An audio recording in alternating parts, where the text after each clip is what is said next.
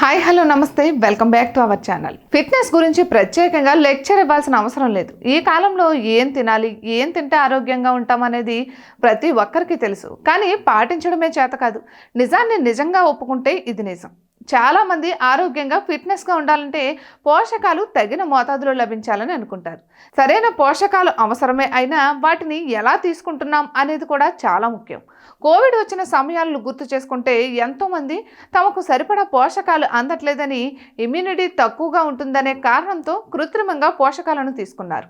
అంతకుముందు విటమిన్స్ లోపం అనే సమస్య వస్తే డాక్టర్లు విటమిన్ లోపాలకి తగిన పండ్లు, కూరగాయలను వాడమని సలహా ఇచ్చేవారు. ఇక కోవిడ్ తర్వాత ఈ తీరు పూర్తిగా మారిపోయింది. పళ్ళు, కూరగాయల స్థానంలో విటమిన్ సప్లిమెంట్స్ వచ్చి చేరాయి. ముఖ్యంగా మహిళలకు అంతకు ముందు వరకు కేవలం కాల్షియం టాబ్లెట్స్ మాత్రమే వాడమని సలహా ఇచ్చేవారు.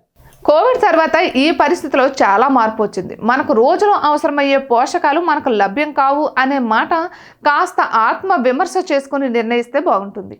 ఇక ప్రతిరోజు సరిపడిన మోతాదులో ఆకుకూరలు, కూరగాయలు, ఫ్రూట్స్ తీసుకుంటే 90% పోషకాలు సులభంగానే మనకు లభిస్తాయి. పప్పు ధాన్యాలు, పాలు, గుడ్లు, పాల ఆధారిత పదార్థాలు మొదలైన వాటి నుండి, మాంసం, చేపలు మొదలైన వాటి నుండి పోషకాలు సమృద్ధిగా లభిస్తాయి. అయితే వీటన్నింటినీ తీసుకునే అవసరమే లేకుండా కేవలం విటమిన్ సప్లిమెంట్స్ తీసుకుని పోషకాలను భర్తీ చేస్తే శరీర వ్యవస్థ దెబ్బతింటుంది. ఇటువంటి మరెన్నో వీడియోస్ కోసం మా ఛానల్ని సబ్స్క్రైబ్ చేసుకోండి.